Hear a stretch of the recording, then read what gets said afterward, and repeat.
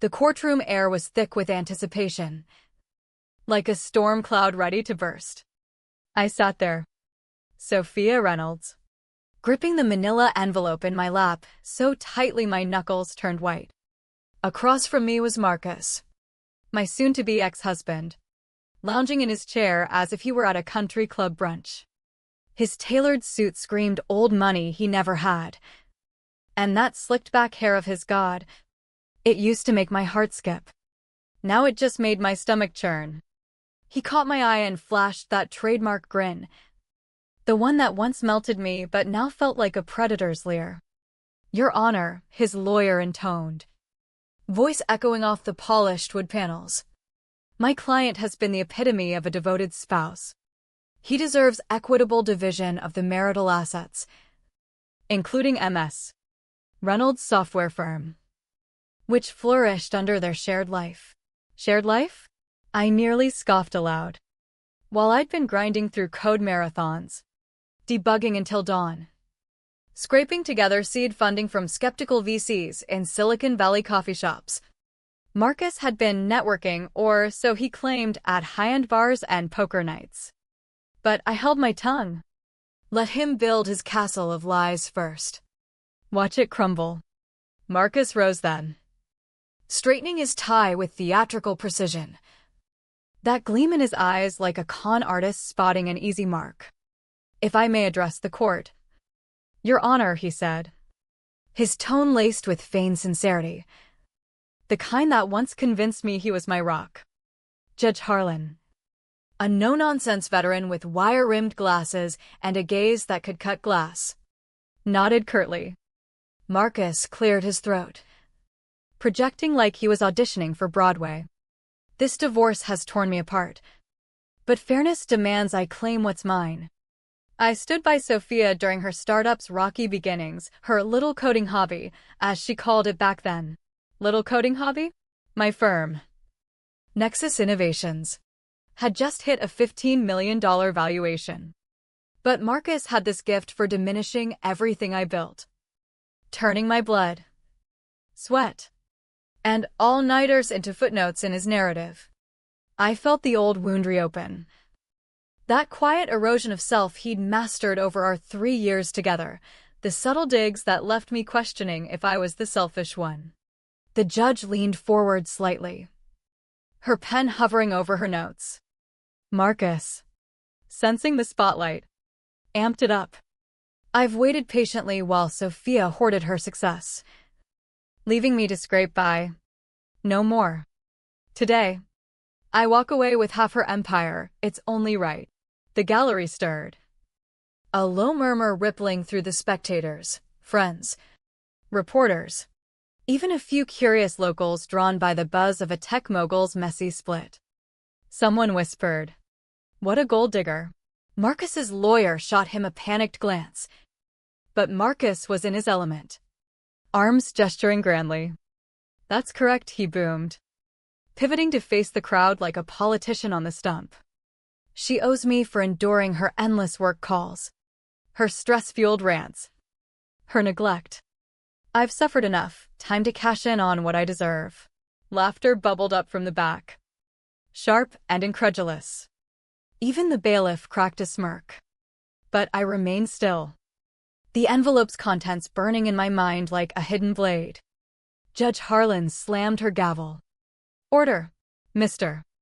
Hale. Control yourself or face contempt." Marcus sat, but his smugness lingered, convinced his outburst had sealed his victory. He had no clue the trap was sprung. I stood slowly, my pulse thundering but my exterior calm as a frozen lake. "Your Honor, permission to approach." She nodded, curiosity flickering in her eyes. As I crossed the floor, Marcus's stare bored into me, whispering frantically to his counsel.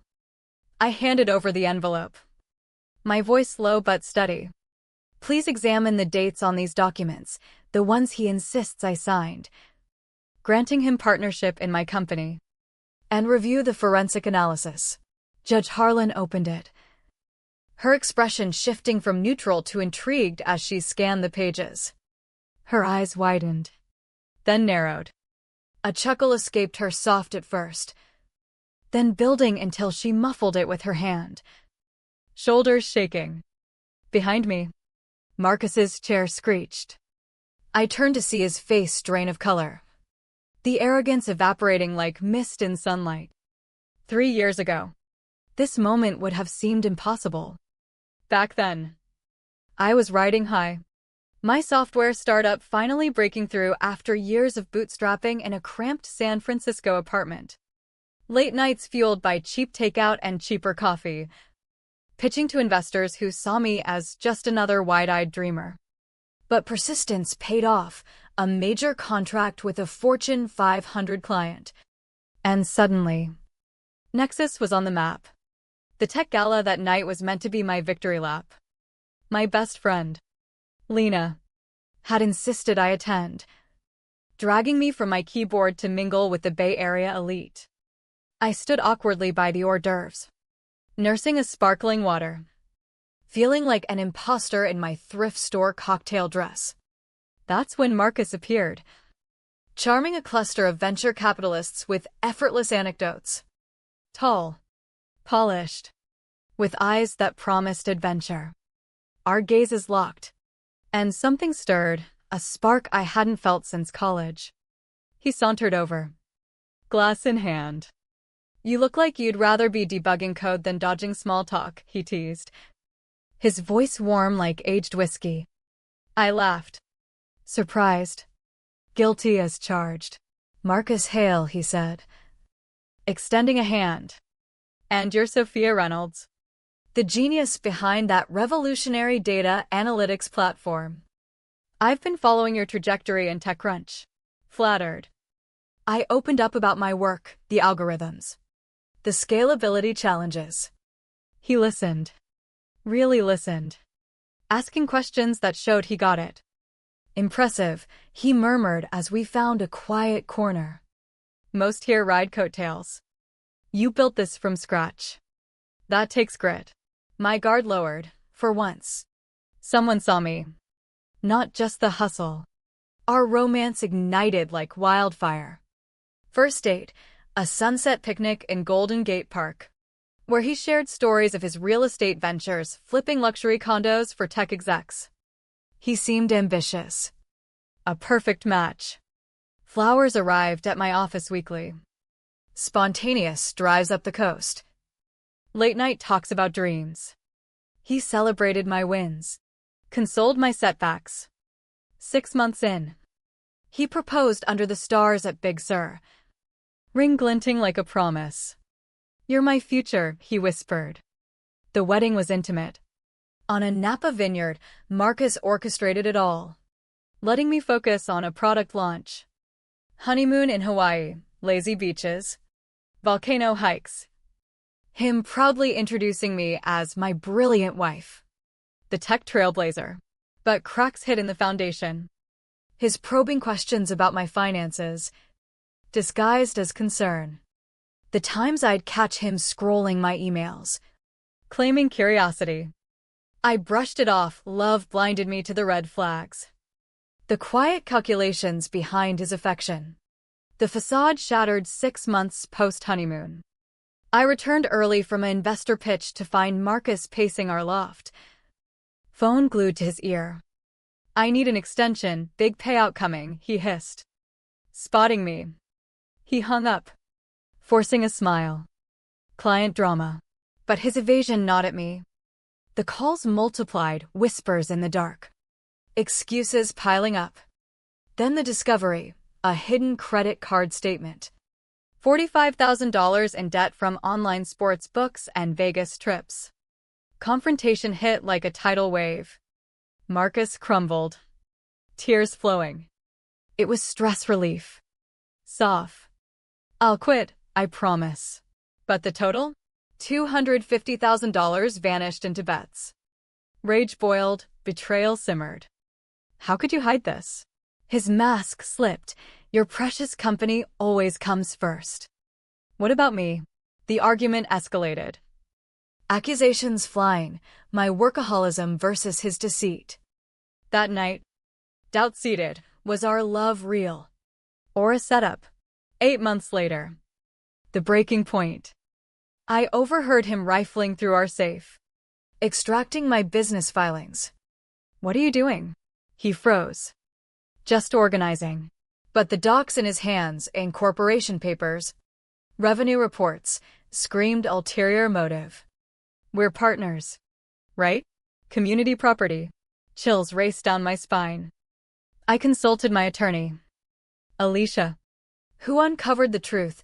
Marcus inquiring about asset splits, spousal claims. He's gearing for divorce. Sophia. And he's done this before. Done this before? My world tilted. Detective Mia Torres confirmed 2 prior marriages to accomplished women, both ending in hefty settlements amid forgery suspicions. He's a serial schemer. I met his second ex, Carla, a gallery owner with battle-worn eyes. Over coffee in a quiet Mission District cafe, she laid it bare. He targets driven women, woos them, then strikes with faked docs. I lost half my savings fighting him. Her folder of evidence, wire transfers, witness accounts fueled my resolve.